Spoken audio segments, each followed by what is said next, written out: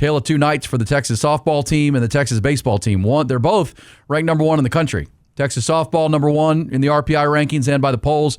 Texas number one in the RPI going into last night's game. And two different outcomes, both the same score. Texas softball rolled past Alabama at Tuscaloosa 9-1. Tegan Cavan, another complete game in the circle. And the Texas baseball team just did not play good last night. They lost 9-1 at South Carolina. I guess it happens in baseball where they, taking it South Carolina lightly. South Carolina, if you watch their film and you're watching what they've done, they've looked really awful. Like they got trucked and swept by Georgia last weekend. And Georgia's really good, as we know. They're in first place in the conference now. But still, young people, you watch that film because they watch a lot of audio, video, and watching pictures. This what they saw last night did not show up on film the previous games. I mean, this was a team limping in that had already fired their coach in Palmineri, and they went to that's why you show up and play between the lines. And they played more aggressively. They got after Ruger Riojas, and did they find something, a tell? Maybe he was tipping his throws, his pitches a little bit because it looked like it. I mean, they were on everything.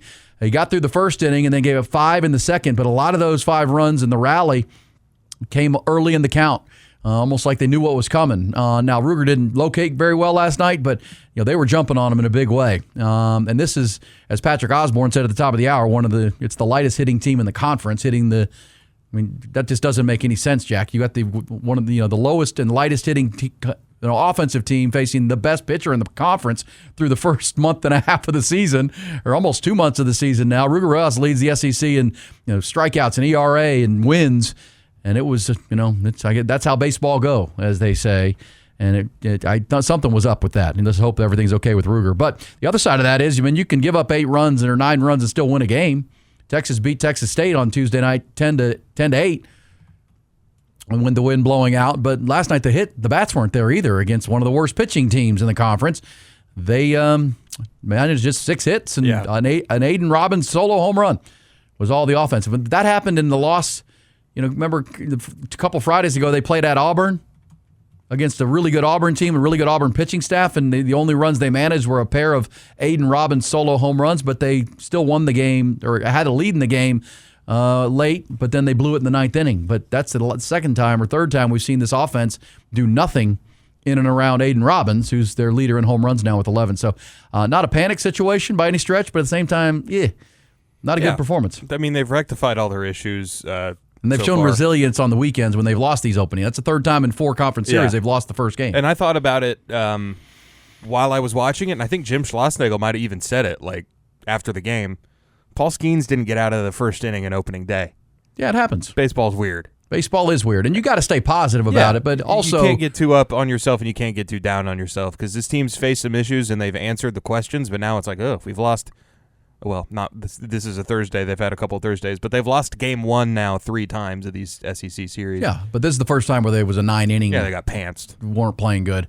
And again, they'll have to go look at the film and figure out what's going on with Ruger. I don't think it was anything, mechanically or physically. I think they felt like they knew whether he was going fastball or breaker. Yeah, they were jumping all over him and just shooting him down the third base line. It felt like the whole game, the whole second inning. And they were, and a lot of it came early in the at bats. Right, I'm like, okay, jumping all over it. Yeah, and that's what the key to hitting is balance and confidence. The key to pitching is to keeping the hitter off balance. And if you got multiple pitches, which Ruger does, and you can throw any of 3 or 4 of them for strikes. Well, they don't know, they can't get comfortable, can't get balanced in there. They looked all too balanced last night. Again, that's one of the weaker hitting teams in the conference against the best pitcher in the conference. That's just an odd night. Call it that. But they got to go look at that film and figure it out. But the bats, you could have still gotten a slugfest and won that ball game. Bats didn't show up either. I think they had double-digit strikeouts, and that's just a lack of my mind of focus and just being locked in and taking a team lightly that had played really, really poorly leading into it, but came out to play last night and beat the number 1, number 2 team in the country on their field. So that was the baseball side. They'll play again tonight, 6 o'clock on a Good Friday. Saturday's game will be at 2 o'clock in the afternoon. As for the basketball, Texas women, they play tonight, 8:30, second game. I wanted to play a little bit of this. So Sports Center with Hannah Storm. I grew up watching and listening to Hannah Storm, Jack. Hannah Storm in Houston when I was a kid, doing a newspaper route in Houston. She was on one of the rock and roll stations as a DJ. Hannah Storm, and that was her name too. I think it was 101 KLOL down in Houston. It was Hannah Storm in the afternoons. So I remember Hannah Storm. And then she's gone on to Her father was big in the sports world, and she's gone on to be great, an anchor on SportsCenter. She talked to Rory. Point of that is she's got Texas ties and Houston roots. And Rory Harmon is from Houston, Texas, my alma mater high school, Cypress Creek High School. And when Vic Schaefer arrived at Texas from Mississippi State, the first recruit he went after, kind of like Rick Barnes with a guy named T.J. Ford, that was one of the first recruits for Rick Barnes. One of the first big ones for Vic Schaefer, and actually the first recruit was Rory Harmon, who is the tip of the spear for the Longhorns at point guard and on defense. And Hannah Storm talking, Houstonians talking on SportsCenter. Hannah Storm and Roy Harmon here. Let's go back a couple of years. Let's talk about Coach Vic Schaefer.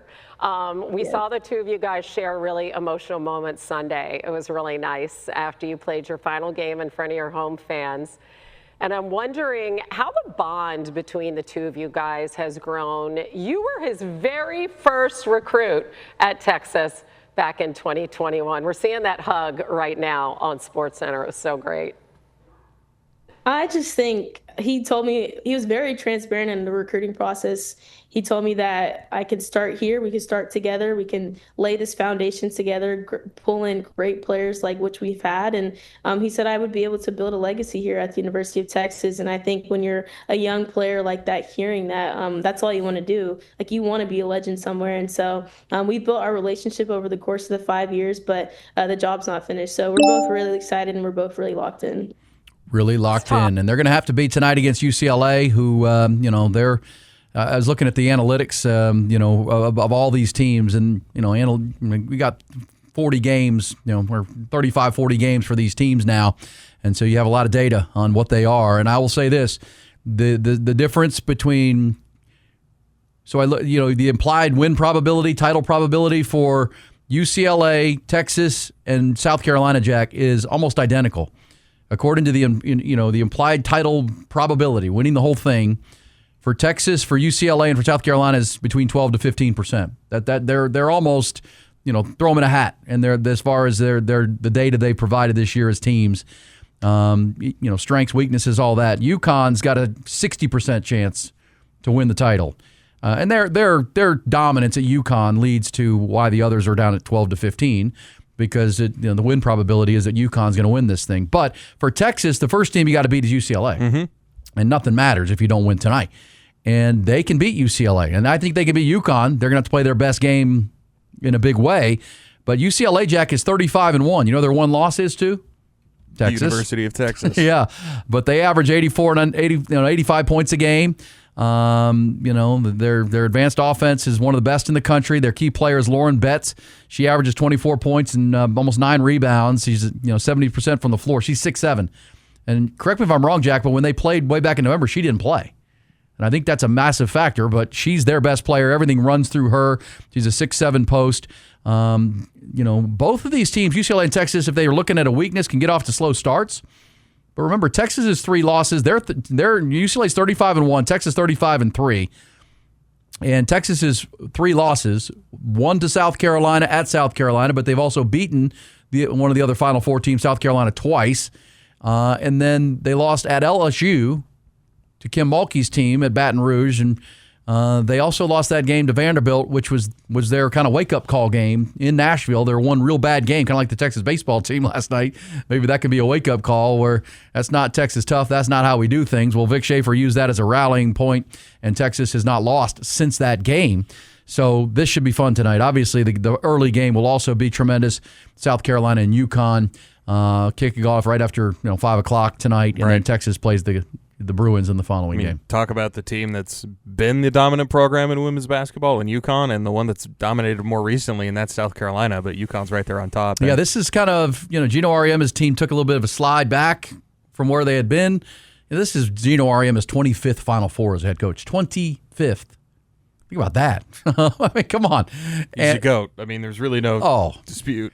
Well, he's pushing himself into the GOAT of all. I mean, it's John Wooden territory is the only thing you're talking about with him. As far as a legend, and his team plays, when you watch women's basketball, I always think about this, Jack, it's a different game than what the men play. We know that. They're both equally entertaining, but it's a different style, it's a different game. Women's basketball is very ground-based and technical, whereas the men are more athletic and they play over the top and they play an elevated game and, rim rattling and whatnot. But when you watch women's basketball at a high level, you can go back to when John Wooden and his UCLA teams were dominating, and it was a different style of game. It was very fundamental. It was a lot of passing. Texas has these possessions where they score easy layups on 11 passes, right? Dink, dink, dink, ball never hits the ground. There's no dribbling. There's no isolation going on. They're just passing the ball, space in the floor. That's old school, and no one does that better than UConn. And UConn is the model, and I think Vic Schaefer would say that. I think Dawn Staley would say that, and Dawn Staley's gotten her South Carolina program to rival and be right there with UConn. That's why that's such a massive game tonight in the early one, and then Texas and Vic Schaefer in year 6 with Roy Harmon as the tip of that spear, climbing into that territory, because that's where Vic Schaefer wants this program to be every year, without a doubt. So fun to watch. That'll be tonight. Good, entertaining TV. I wish it were the earlier game for me, but Friday nights I can stay up late, Jack. I can stay up late and not have to get up the next morning to do the show. I'll be up watching this game tonight and feeling optimistic, my friend. Feeling optimistic. It's a tough matchup with Lauren Betts. I mean, she's about as big as anybody as Texas has. Texas, I don't think Texas has some size to throw at her. Yeah, center that's quite that good. Other than she did play, by the way, back in November. She did. So, yeah, I said it yesterday. She's the best center that Texas has faced, other than Lauren Betts. I mean, she's the best center Texas will have seen twice. She's the best post in the country. Yeah, so it's a tough matchup, and of course, I mean, at this point, like I said it against Michigan, there's no bad teams left, and Texas made Michigan look like a bad team, but UCLA is a different animal. They haven't lost anybody. Big Ten, maybe not as strong this year. UCLA is, in fact, a Big Ten team, but yeah, Texas is favored, but it's like a 1.5 point, so that's basically a pick 'em in basketball. It's one basket, so it should be great. It should be, I mean, cream rises at the top, and of the women's team, it's the same 4 teams 2 years in a row. Yeah. And at the top of women's basketball, it's kind of a different level. Whereas on any given night, like Arizona could just come out and not be able to score at all, or just not be able to hit shots, not be able to hit free throws, and you lose. But in the women's game, it's like, well, the 5 best teams are the 5 best teams, and the 2 best teams are the 2 best teams. Yeah. Much like back when John Wooden was dominating UCLA, there were a handful of teams that were really, really good. But now the pool of depth, the pool of talents all over the world, women's basketball growing in that regard. But if you're UConn and you stockpile 5 stars, you're going to be better than everybody. And Vic Schaefer is doing a little bit of that here. All right, so UConn, because again, if Texas were to win tonight, which you're optimistic they can, and I think a lot of Longhorn fans are, we won't do another show before they play the championship game on Sunday, on Easter Sunday. Let me just say again, UConn 38-0, Jack. 38-0. Their offense averages 88 points a game. How about this? They lead the nation in field goal percentage, assists, 3-pointers made, percentage and total per game in the tournament. That's great, right? Number 1 offense by a mile, but they're also the number 1 defense by a mile.